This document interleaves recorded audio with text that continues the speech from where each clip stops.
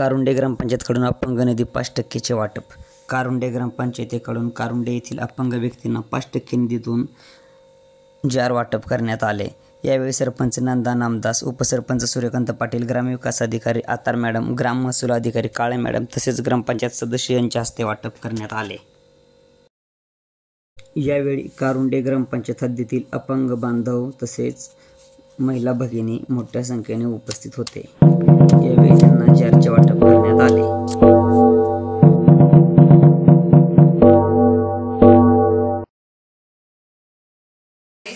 येथील सन 2024-25 चा अपंग निधी आपण 31 लाभार्थ्यांना जार वाटप केलेले आहे।